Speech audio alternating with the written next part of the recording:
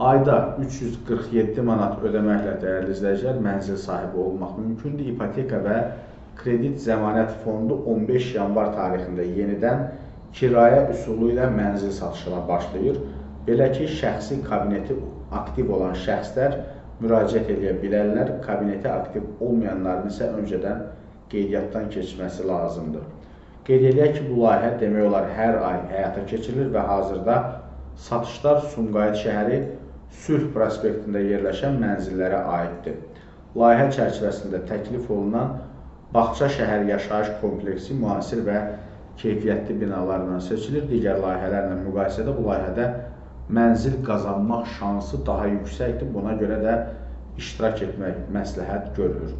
Layihənin şərtləri və ətraflı məlumat İpoteka və Kredit Zəmanət Fondunun rəsmi saytında yerləşdirilib. Yeniliklərdən vaxtında xəbərdar olmaq üçün təbii ki, WhatsApp və Telegram kanallarına da üzv ola bilərsiniz. Bütün detalları həmin platformalarda paylaşılır.